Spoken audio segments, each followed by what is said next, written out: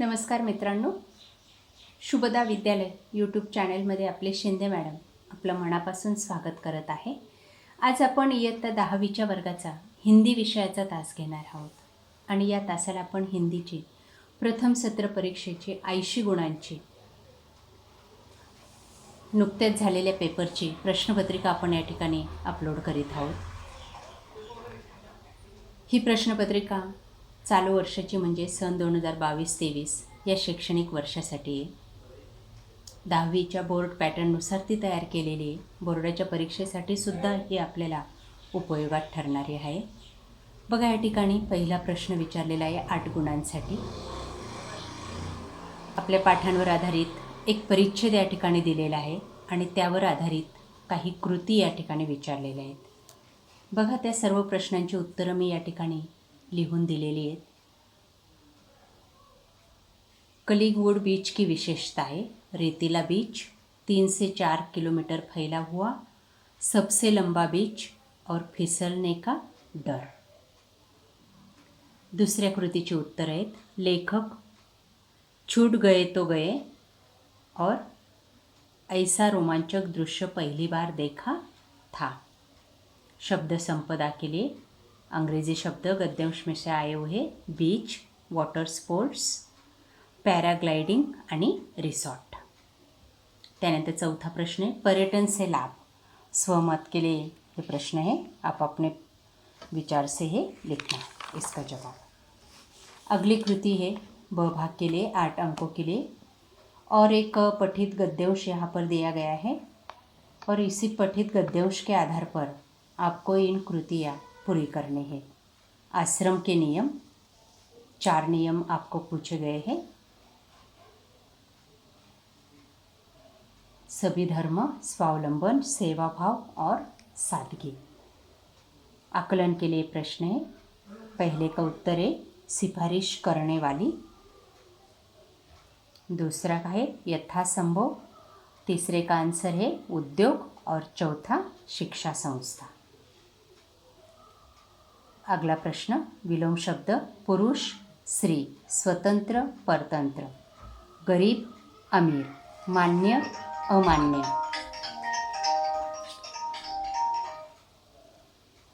अगली कृति स्वमत के लिए आश्रमों की आवश्यकता. 2 अंकों के लिए इसका आंसर लिखना है. अपठित गद्य दिया गया है एक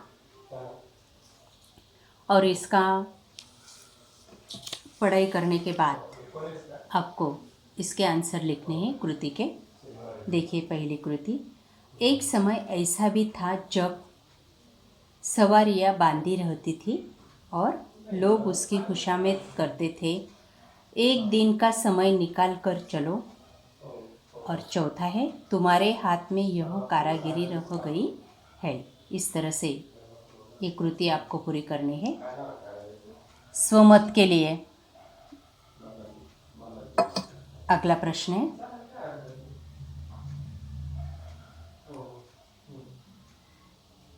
आभागे पठित गद्यांश 4 अंकों के लिए. आकृति पूर्ण कीजिए. हाइक में प्रयुक्त महीना और उसकी ऋतु. फागुन, वसंत. स्वमत के लिए अगला प्रश्न है फागुन के महीने में प्रकृति रंगों से रंग जाता है. इस विषय पर स्वमत का लेखन करना है. प्रश्न चौथा भाषा अध्ययन के लिए, व्याकरण के लिए.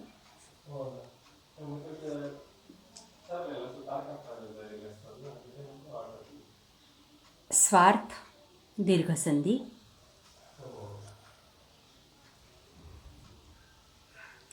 अगले प्रश्न देखिए, यहीं पर मैंने आंसर लिख के दिए हैं.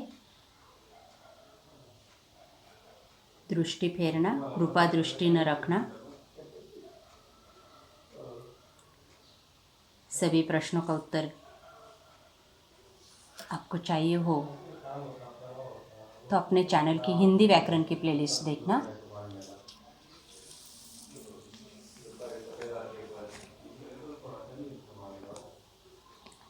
आगे आकलन के लिए अगली कृति दी गई है।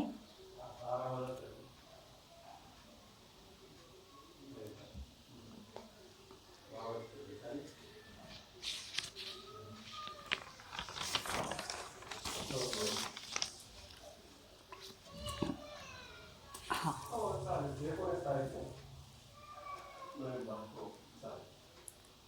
अपठित पद्यांश दिया गया है और इसके आधार पर आपको आगे की कृति पूरी करनी है। सन्यासी के लिए इन दोनों में कोई अंतर नहीं था। मृत मृग का शरीर, घास का गट्ठर। अगली कृति, गद्यांश में इन दो व्यक्तियों का उल्लेख हुआ है, सन्यासी और राजकुमार। अगला प्रश्न, पद्यांश में से आपको कृति पूरी करनी है। कृषक इन स्थितियों में अविचल रहता है, पतझड़ और धूप।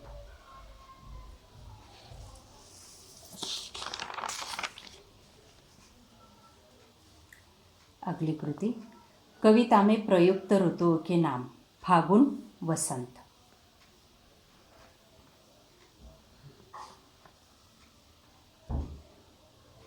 शब्द संपदा, मधुमास, वसंत ऋतु, आह्वान, पुकारना।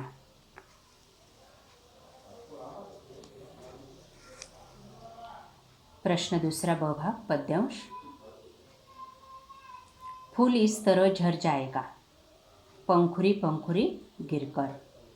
भूल चूक की माफ़ी यह लेगी, फूल की गंध कुमारी।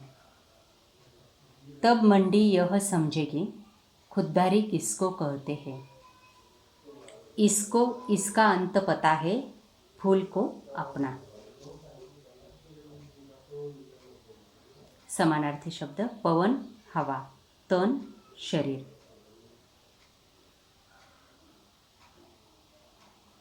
प्रत्यय पहचानना है आगे के शब्द के। प्रश्न तीसरा, पठित परिच्छेद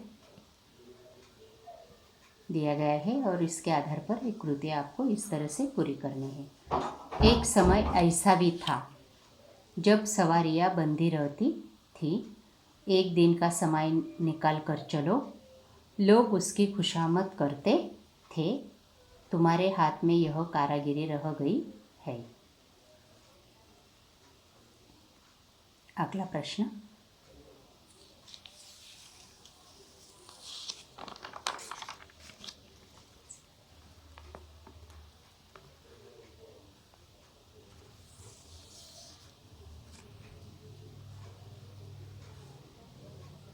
आकृति पूर्ण कीजिए।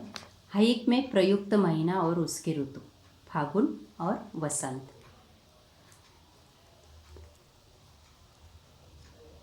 अगला प्रश्न है स्वमत के लिए, फागुन के महीने में प्रकृति रंगों से रंग जाता है। अगला प्रश्न चौथा, व्याकरण के आधार पर। भूकंप में घंटों मलबे के नीचे दबे रहकर बच्चा जीवित रहा, शब्दभेद पहचानना है। अगला प्रश्न है अवयव का प्रयोग करना है, शायद। शब्द तालिका पूरी करनी है इस तरह से।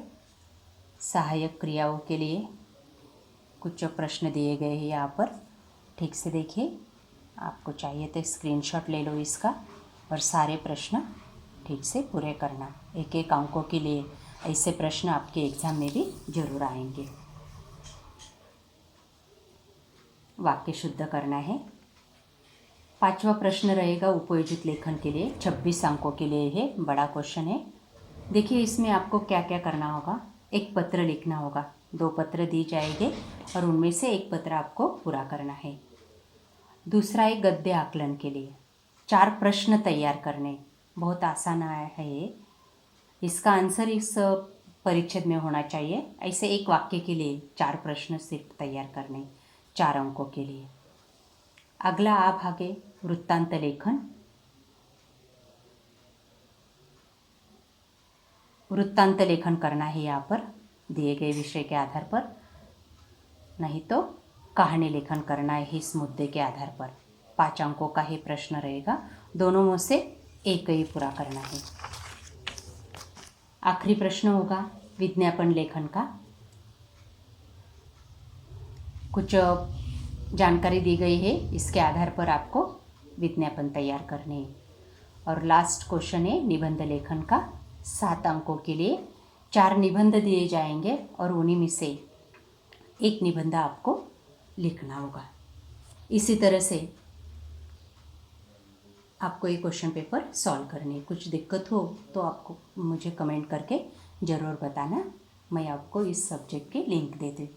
10वीं हिंदी की एक प्लेलिस्ट है हमारे चैनल में, और हिंदी व्याकरण के सारे क्वेश्चंस आपको वहीं पे सॉल्व हो जाएंगे। इस तरह के कोई और सब्जेक्ट के क्वेश्चन पेपर आपको चाहिए हो तो अपने चैनल को सब्सक्राइब कर देना और बेल आइकन पर क्लिक करना, यानी कि नए वीडियो की नोटिफिकेशन आपको जल्दी मिले। Thank you.